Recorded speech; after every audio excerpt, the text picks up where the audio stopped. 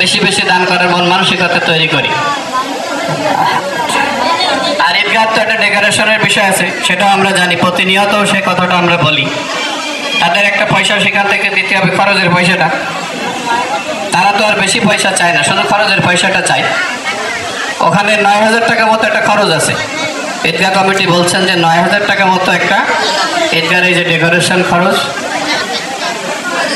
সেটাও একটু মাথায় রাখবেন।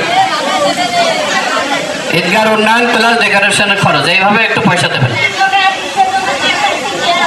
১০০-র নিচে কেউ না দিই, উপরে যারা একটু সামর্থ্যবান আছে আমরা একটু বেশি বেশি দিই। নিশ্চয়ই আমাদের মনের সকল খবর আল্লাহ রাব্বুল আলামিনই ভালো জানেন। আপনি কত দিচ্ছেন, কি উদ্দেশ্যে দিচ্ছেন, লোক দেখানোর জন্য দিচ্ছেন নাকি আল্লাহকে খুশি করার জন্য দিচ্ছেন। এবং অন্যকে দেওয়ার ব্যাপারে উৎসাহিত করি, অহেতুক তর্ক বিতর্ক করে পরিবেশ নষ্ট না করে। আল্লাহ রাব্বুল আলামিন আমাদের মনকে দানের প্রতি বেশি বেশি উৎসাহিত করুক। সকলে বলেন আমিন। হে আল্লাহ, আজকের এই ঈদগাহের এই পর্যায়ে আসার ব্যাপারে তোমার রহমত ছাড়া তো সম্ভব ছিল না। আল্লাহ, তুমি আমাদের প্রতি রহমত বর্ষণ করো।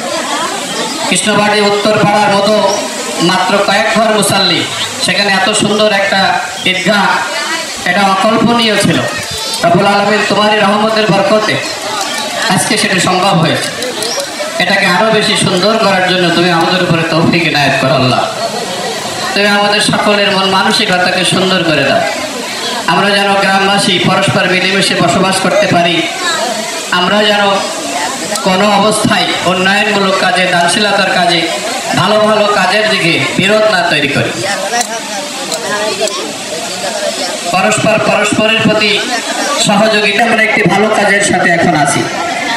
ঈদগাহ ময়দানের কল্যাণের জন্য যারা আদায় করছেন, যারা দিচ্ছেন, সকলেই আমরা এখন ভালো কাজের সাথে আছি।